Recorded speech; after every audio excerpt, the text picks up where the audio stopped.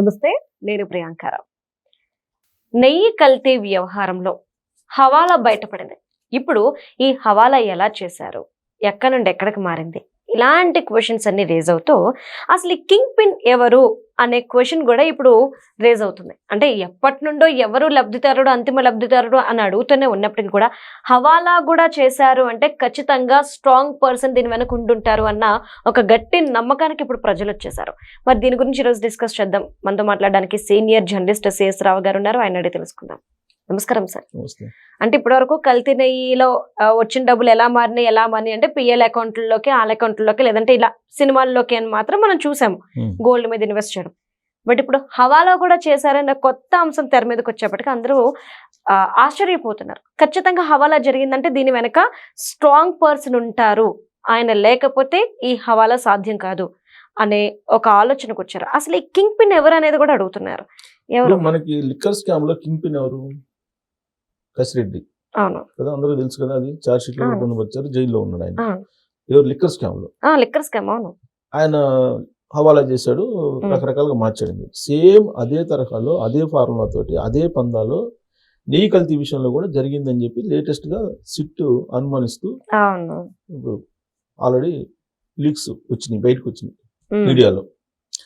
ఇక్కడ ఎవరు king pin ఎవరు అంటే చావడా. ఎవరు ఈ చావడా అని అంటే విష్ణు డైరీకి సంబంధించినటువంటి సిఇఓను సంథింగ్ ఇతను.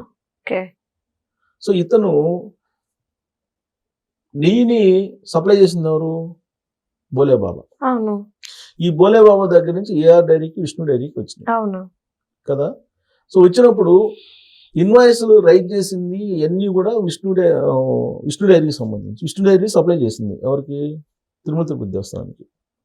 ఇన్వాయిస్లు ఒక కంపెనీ రిలీజ్ చేస్తే డబ్బులు బోలేబాబా సంబంధించినటువంటి డబ్బులు రకరకాల అకౌంట్స్లో పడ్డాయి. రకరకాల అకౌంట్స్లో ఎవరికో అకౌంట్లు వేస్తారు, ఆ అకౌంట్ నుంచి డబ్బులు ఎవరికో వెళ్తాయి, ఆ డబ్బులు చావడాకి వస్తాయి, చావడా నుంచి ఇంకొకరికి వెళ్తాయి. ఎక్కడికి వెళ్తాయి? ఈ విదేశాలకు వెళ్తాయి, విదేశాల నుంచి మళ్ళీ ఇంకొక అకౌంట్కి వస్తాయి, ఆ అకౌంట్ నుంచి ఇంకొకరికి వెళ్తాయి. ఇట్లా రకరకాలుగా తిప్పారు.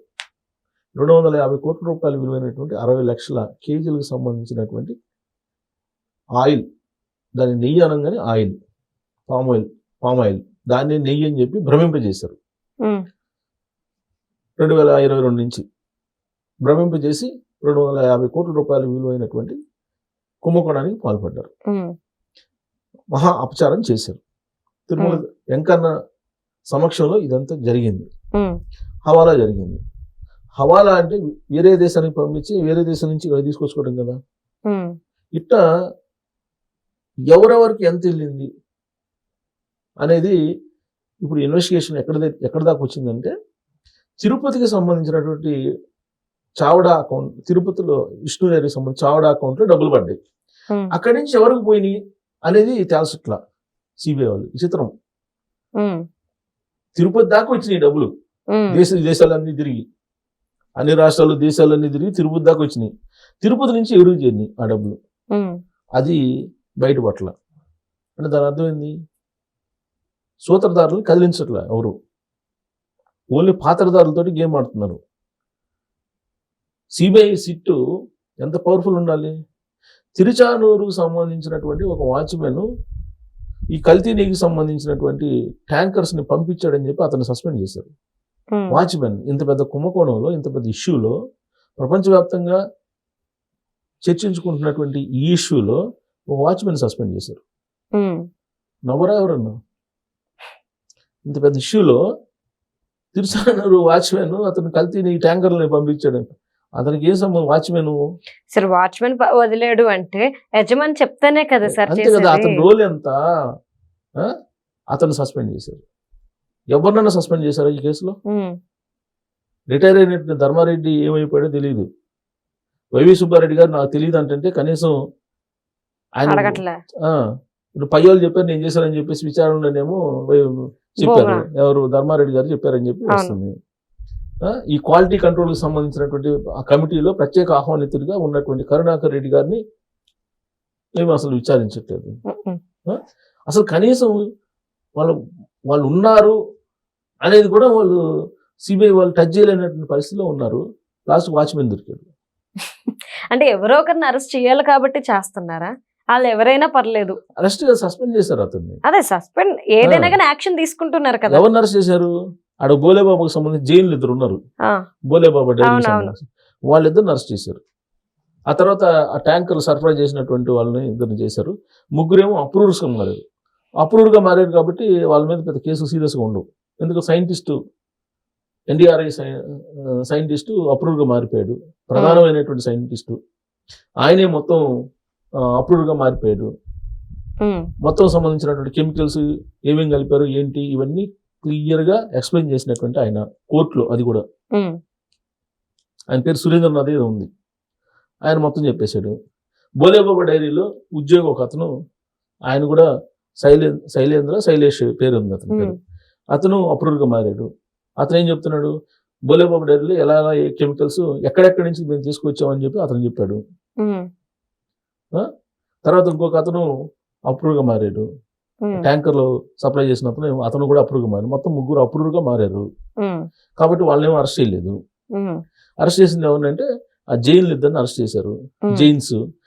అలాగే ఢిల్లీలో ఒక అతన్ని సుగంధ ద్రవ్యాలని సప్లై చేసిన అతన్ని, ఒక అతన్ని బాలాజీ ఏదో పేరు అతనికి, అతన్ని అరెస్ట్ చేశారు. ముగ్గురిని అరెస్ట్ చేశారు, ముగ్గురు అరెస్ట్ చేశారు.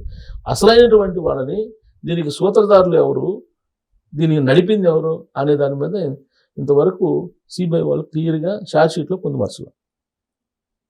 కల్తీ చేశారు, కల్తీ జరిగింది, అసలు నెయ్యే లేకుండా భ్రమింప చేశారు, పామాయిల్ తోటి పామాయిల్ చూపించి ఇదే నెయ్యి అని చెప్పేసి నమ్మించారని చెప్పి చెబుతుంది సిబిఐ.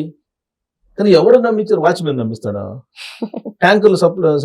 ట్యాంకర్లని పోనిచ్చినటువంటి వాచ్మెన్ లోపల ఉండేటువంటిది కల్తీయా కాదని అతను చెక్ చేస్తాడా? కాదు కదా. అతన్ని సస్పెండ్ చేశారు. ఇప్పుడు అసలు హవాలా జరిగింది, హవాలా అంటే పెద్దది కదా, ఇప్పుడు ఈడీ ఎంటర్ కావాలిగా. యాక్చువల్గా హవాలా జరిగిందని చెప్పి సిబిఐ చెప్తుంది. హవాలా జరిగింది అనగానే ఇమీడియట్గా ఈడీ రావాలిగా. ఈడీ వచ్చేసి ఇప్పుడు విచారణ స్టార్ట్ చేయాలి మళ్ళీ. ఇప్పుడు ఆల్రెడీ ఇంతకుముందు లిక్కర్ స్కామ్కి సంబంధించినటువంటి దాంట్లో కూడా హవాలా జరిగిందని ఈడీ ఎంటర్ అయింది. ఈడీ ఎంటర్ అయింది, అట్లీస్ట్ కసిరెడ్డి లేకపోతే ఇంకొకరు 10 మందిని అరెస్ట్ చేశారు, బెయిల్ మీద వచ్చారు. అక్కడ కూడా అసలైనటువంటి సూత్రధారుని టచ్ చేయలేదు. అది కూడా రాజకీయపరమైన కేసు కింద చెప్పేస్తున్నారు లిక్కర్ది కూడా. ఇప్పుడు అక్కడ పాలసీ మార్చారు, లిక్కర్ పాలసీని మార్చినటువంటి అప్పట్లో ఢిల్లీ సీఎం ఉన్నటువంటి కేజ్రీవాల్ని అరెస్ట్ చేశారు, డిప్యూటీ సీఎం సిసోడియాని అరెస్ట్ చేశారు. ఇక్కడ పాలసీ మార్చిన వాళ్ళు మాత్రం క్వశ్చన్ కూడా చేయట్లేదు. ఓకే, అలాగే హవాలా అక్కడ జరిగింది, నెయ్యి కల్తీ విషయంలో హవాలా జరిగింది. ఈడీ ఎంటర్ ఇమీడియట్గా చర్యలు తీసుకోవాలి కదా, తీసుకోవట్లేదు. అసలు తిరుపతి దాకా వచ్చిన డబ్బులు అకౌంట్స్ అవి ఎక్కడ, ఆ తిరుపతి దాకా వచ్చిన డబ్బులు అదైతే కనుక్కున్నారుగా. తిరుపతి దాకా వచ్చినాయి, అక్కడ నుండి ఎటెళ్ళి, అక్కడి నుంచి ఎటెళ్ళి అనేది అంటే తిరుపతి దాకా వచ్చిన డబ్బులు ఎటెళ్ళి అనేది తెలుసుకోవడం కష్టమా సార్? తిరుపతి వరకు వచ్చిందని తెలుసుకున్నారు కదా, తెలుసుకున్నారు. తిరుపతి దాకా వచ్చినాయి, అది చాలే.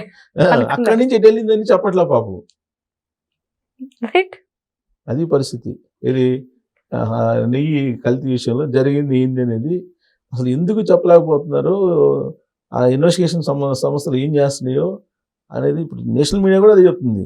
సిబిఐ వాళ్ళు అసలు టచ్ చేయట్లేదు, ఎందుకు టచ్ చేయట్లేదు అని అడుగుతుంది నేషనల్ మీడియా కూడా. హవాలా తిరుపతి దాకా వచ్చిన డబ్బులు తిరుపతి నుంచి ఎక్కడ పోయి కనుక్కోలేరా? కనుక్కోవాలి కదా. మరి బంగారం రూపాయలు వచ్చినాయా? అయిపోయింది, అది కూడా చెప్పేశారు కదా. రూపాయలు వచ్చినాయా? లేదంటే ముంబై నుంచి వచ్చినాయా, మహారాష్ట్ర నుంచి పంపించారా? చెప్పాలి కదా. సూట్ కేసులు, లేదంటే కంటైనర్ లో డబ్బులు వెళ్ళిపోయినాయా? కంటైనర్ లో వెళ్ళిన డబ్బులు అయ్యా అసలే లాస్ట్ టైం 2 కనిపించట్లేదు, కంటైనర్ కనిపించట్లేదు, ఎస్కేప్ అయింది. అసలు ఆ కేసు ఏమైపోయింది? ఇట్లా అటకెక్కేస్తున్నాయి సార్. మహారాష్ట్ర, కర్ణాటక, అలాగే గోవాకు సంబంధించి 3 రాష్ట్రాలకు సంబంధించినటువంటి పోలీసులు మిస్ అయినటువంటి 2 కంటైనర్లు కనుక్కోలేకపోతున్నారు ఇప్పటి వరకు. ఓన్లీ మిస్ అయిన న్యూస్ మనం విన్నాం కదా. ఆ మిస్ అయిందని ఏం చేశారు కూడా మనకు తెలియట్లేదు. ఇప్పుడు వరకు తెలియదు. ఇప్పుడు దాదాపు 2 వారాలు అయింది. కంటైనర్లు 2 మిస్ అయితే, డబుల్ కంటైనర్లు కనుక్కోలేకపోతున్నారు. మామూలు భాషలో చెప్పాలంటే జనాలకి కాలీఫ్లవర్లు పెడుతున్నారు చెవిలో. అదే చెప్పింది. అసలు ఎంత దారుణం అంటే, అసలు లిక్కర్ స్కామ్ లో వచ్చిన హవాలా డబ్బులు, బంగారం ఇవన్నీ ఎవరికి పోయినాయో చెప్పట్లా, అంతిమ లబ్ధిదారు ఎవరనే చెప్పట్లా. నీ విషయంలో తిరుపతి దాకా డబ్బులు వచ్చినాయి అని చెప్తున్నారు, తిరుపతి నుంచి ఎక్కడ పోయినాయి చెప్పట్లా. అక్కడ 2 కంటైనర్లు మిస్ అయిపోయినాయి అని చెప్పి 2 వారాల క్రితం చెప్పారు 3 రాష్ట్రాల పోలీసులు. ఒకరికొకరు లెటర్ రాసుకున్నారు. ఇప్పటి వరకు ఆ 2 కంటైనర్లు అసలు ఎక్కడ పోయినాయి కూడా చెప్పట్లా, అసలు అడ్రస్ కూడా లేవు, గల్లంత అయిపోయినాయి. అసలు ఇంతవరకు మళ్ళీ ఆ ప్రస్తావన 3 రాష్ట్రాల పోలీసులు మాట్లాడట్లా. దండం పెట్టాలి వ్యవస్థలకి. Right, thank you so much.